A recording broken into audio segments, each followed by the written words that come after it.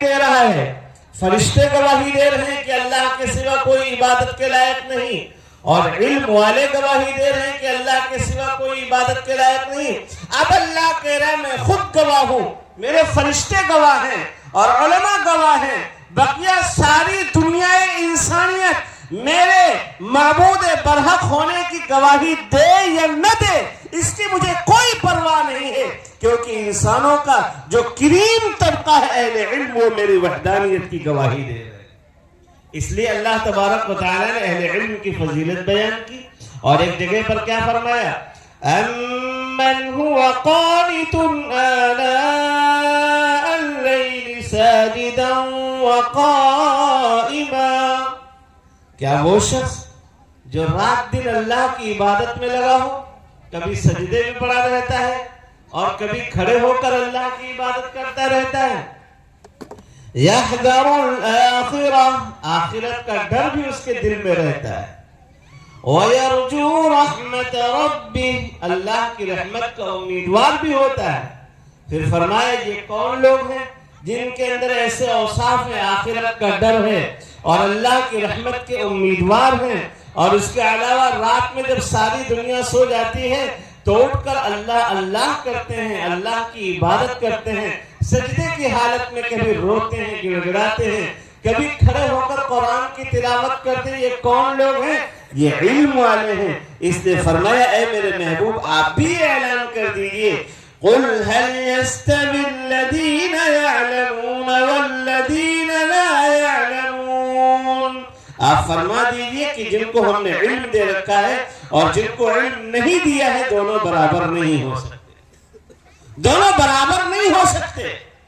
جن کو اللہ نے علم دیا ہے اللہ سے تعلق ان کا مضبوط ہو جاتا ہے، آخرت میں اللہ کے سامنے جواب دہی کا یقین پیدا ہو جاتا ہے، انسانیت کی ہمدردی اللہ کی طرف سے ان کے دل میں ڈال دی جاتی ہے، جس کا نتیجہ ہوتا ہے یہ اہل علم رات دن اس فکر میں رہتے ہیں، اس دھن میں لگے رہتے ہیں کہ اللہ تبارک و تعالیٰ پوری انسانیت کی اصلاح کر دے، پوری انسانیت کی اصلاح کر دے۔ ایک صاحب ایک جگہ پر کہنے لگے، بہت سے لوگوں کو آج اعتراض ہوتا ہے، ایک صاحب کہنے لگے کہ صاحب علماء نے کیا دیا دنیا کو، علماء نے کیا دیا دنیا کو؟ میں نے ان سے کہا کہ آپ کیا ہیں، ماسٹر صاحب ہیں؟ سارے لوگ تو نہیں، لیکن کچھ لوگ ہوتے ہیں جو بڑے مقرر ٹائپ کے ہوتے ہیں، ان کو ہر چیز میں بس یہی نظر آتا ہے کہ علماء آخر کیا کر رہے ہیں۔ تو انہوں نے کہا کہ صاحب علماء کیا کر رہے ہیں؟ میں نے کہا آپ نے کون سی تعلیم حاصل کی؟ بتلایا کہ ہم نے فلاں فلاں ڈگریاں حاصل کی ہیں، ہمارے رشتہ دار ہیں، ہمارے عزیز ہیں، ان کے سامنے کی بات تھی۔ وہ کہنے لگے کہ علماء نے کچھ نہیں کیا ہے کام۔ ہم نے کہا آپ ماسٹر ہیں، سرکاری ماسٹر ہیں، علماء بیچارے 10 سال انہوں نے محنت کی، گاؤں کے اندر ایک عالم آ گیا، اس ایک عالم کی دھن پہلے دن سے ہوتی ہے کہ جیسے اللہ نے ہمیں علم دیا ہے اسی طرح گاؤں کا بچہ بچہ عالم ہو جائے۔ چنانچہ آپ دیکھتے ایک عالم کی برکت سے دھیرے دھیرے دھیرے دھیرے چند سالوں میں بہت سارے علماء تیار ہو جاتے ہیں، علماء کی کھیپ تیار ہو جاتی ہے۔ آپ نے کیا دیا لوگوں کو؟ آپ ماسٹر صاحب ہیں، آپ نے اتنی اونچی ڈگریاں حاصل کی، آپ کی تنخواہ بھی علماء کی تنخواہ کے 10 گنا زیادہ ہے۔ آپ سچ بتلائیے کہ آپ نے اپنے بچوں کی پرورش کے علاوہ قوم کو کیا دیا؟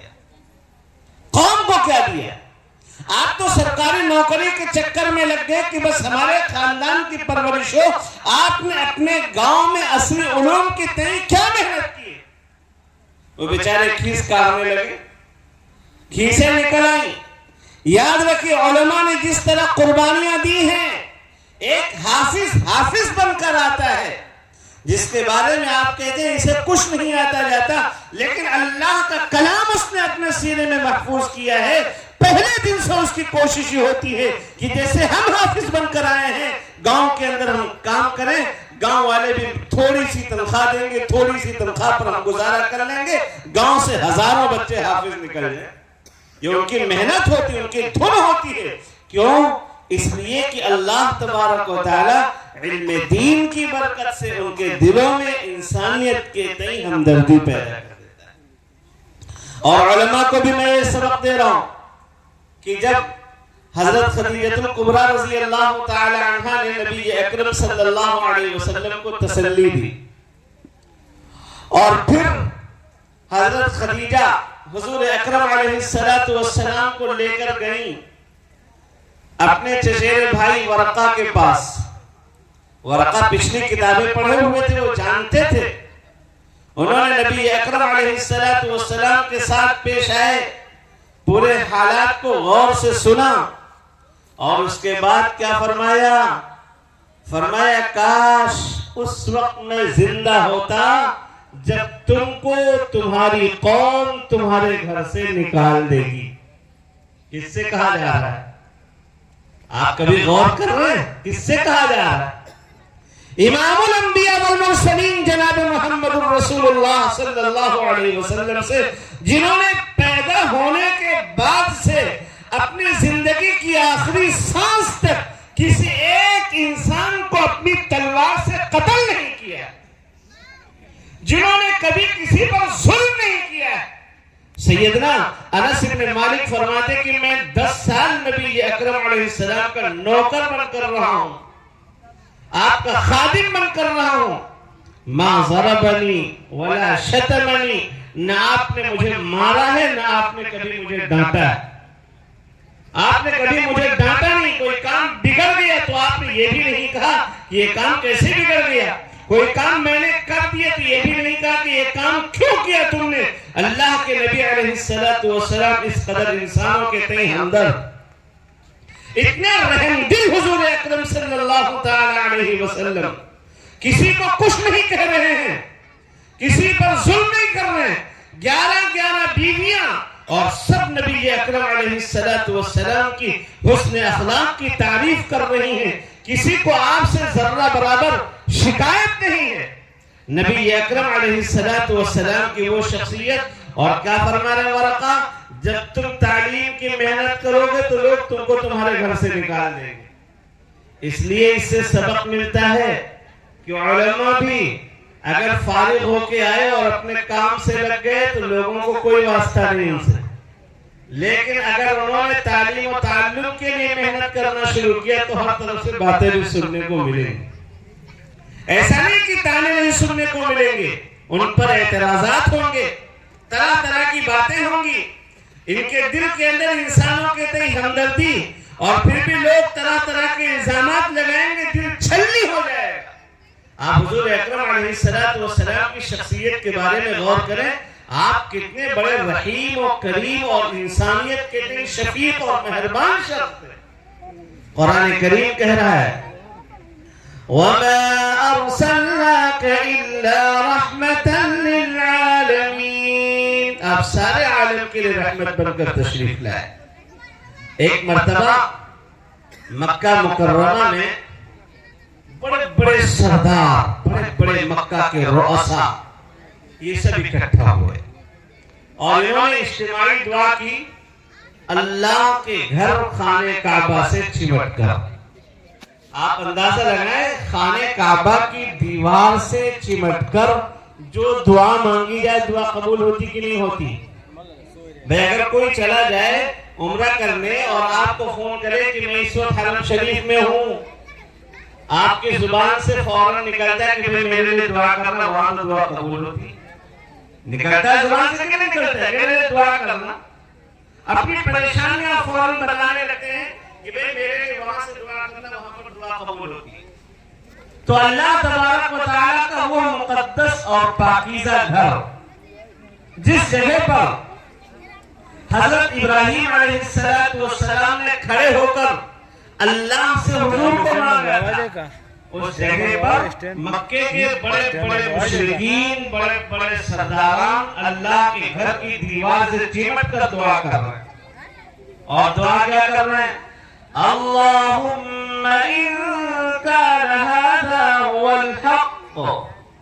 اے اللہ، اگر محمد صلی اللہ علیہ وسلم سچے پیغمبر من عندک، آپ کے پاس سے یہ سچے پیغمبر اور آپ نے نبی بنا کر بھیجا ہے، تو فَأَمْطِرْ عَلَيْنَا حِجَارَةً السماء، تو ہم پر آسمان سے پتھر برسا لیجیے۔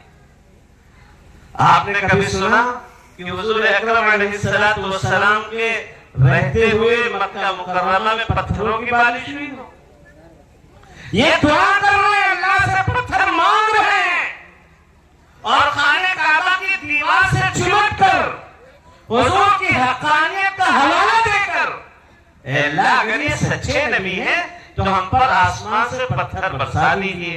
اب ائتنا بعذاب علیم، یہ ہم پر دردناک عذاب بھیج دیجیے۔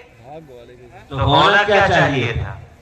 ہونا تو چاہیے کہ حضور اکرم صلی اللہ علیہ وسلم کی حقانیت کا حوالہ دے کر اللہ کی غیرت کو للکارا ہے تو دعا ختم ہونے سے پہلے پتھر برسنے لگتے اور سب تباہ ہو جاتے۔ ہونا چاہیے کہ نہیں ہونا چاہیے؟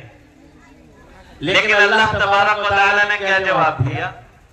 اللہ نے فرمایا وَمَا كَانَ اللَّهُ لِيُعَذِّبَهُمْ وَأَنْتَ فِيهِمْ، اے میرے محبوب، اللہ کیسے ان کو عذاب دے سکتا ہے جبکہ آپ ان کے درمیان موجود ہیں؟ آپ ان کے درمیان موجود ہیں۔ آپ جیسے رحیم، آپ جیسے شفیق، آپ جیسے مہربان، آپ جیسے امت سے پیار کرنے والے پیغمبر جس قوم میں موجود ہو، اللہ تبارک و تعالیٰ اس قوم پر عذاب نہیں بھیجا کرتا۔ یہ واقعی عذاب کے حقدار ہو چکے ہیں، لیکن جس کی وجہ سے اللہ سے عذاب مانگ رہے ہیں، اللہ تبارک و تعالیٰ نے اسی پیغمبر کی مہربانی اور اسی پیغمبر کی شفقت اور اس کے احسان کی بنیاد پر اس سے عذاب کو روک رکھا ہے۔ تو حضور اکرم علیہ السلام کتنے بڑے